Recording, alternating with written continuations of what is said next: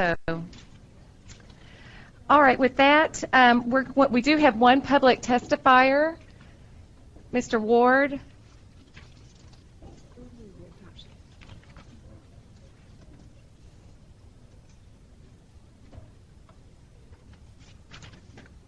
I see him. Mr. Ward, you have 3 minutes, and when you have 30 seconds left, you'll hear a little bell. So keep talking at 30 seconds after that. Welcome. I'll try to be brief. I'm here for the purpose of I'm asking for a plea for curriculum to be distributed regarding Wardforce. Hello, my name's Stephen Ward. For the purpose of credibility, I'm an inventor, and one of my inventions has been patented here in the United States, and that means proven. The point is, energy from magnets, which I've patented, that's big. But I'm not here to talk about me or you. I'm here to talk about a curriculum regarding Wardforce. And this is for your children. My children know about it. Everyone knows about the North and South poles and knows that these are used for generating electricity, but Wardforce, which has been isolated from the poles and is defined as the force part of a magnet that causes and controls forward and backward motion, that is huge. I gave public testimony to the Texas State Board of Education regarding a fundamental law of electricity, the Lenz Law, on May 8, 1998. As stated then, the Lenz Law was deducted in 1834. His tests and findings are still only in one language that few people in the world can read and decipher.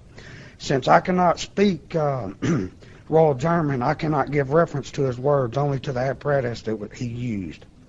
During the 1800s, there is no way that he could have conducted these tests that I have conducted. Not to mention, I'm causing induction a different way than he did.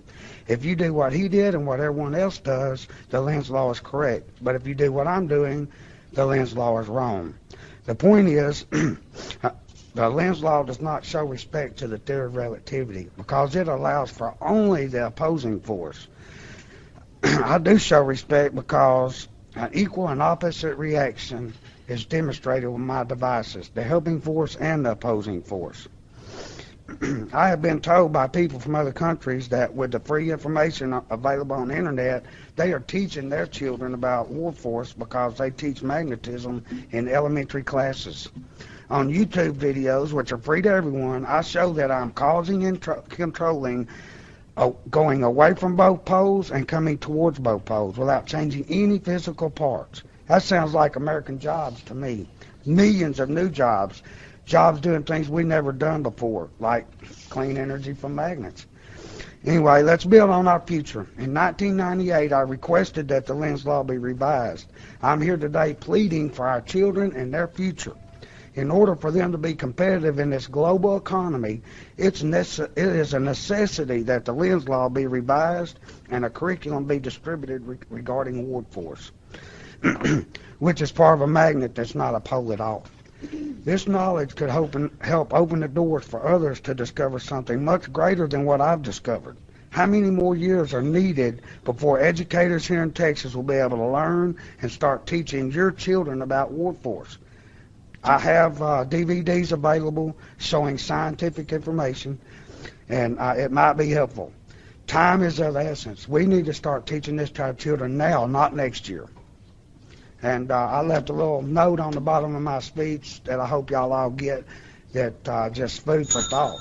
Because, you know, we can't, if we don't teach us what we've learned, what good does it do? Thank you. Mr. Ward, any questions?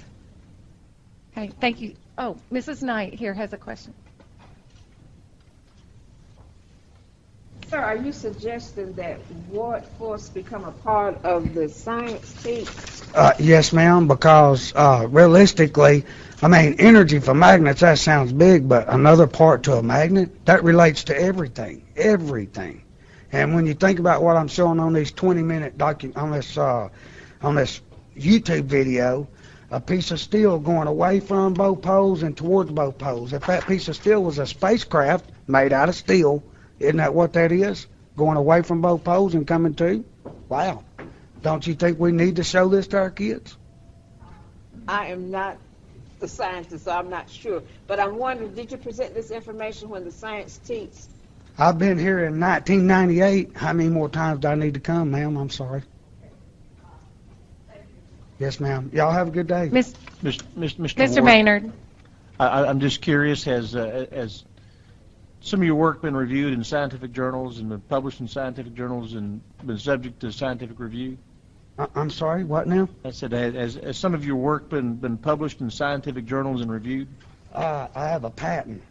The United States patent, no patent office in this world is going to issue a patent claiming energy from magnets, which the very first sentence in my abstract says outputs both mechanical and electrical energy. That's hard to get around.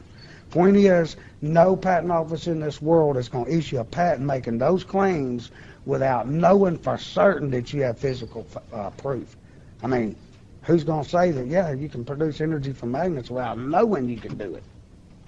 So, I mean, these people at the scientific journals, they say, what's your doctrine and all that? I don't have one, so they hang up on me. They don't even want to look at what I got to say.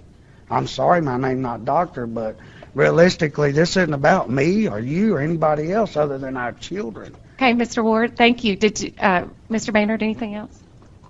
All right, thank you, sir. All right, have a good day. You too.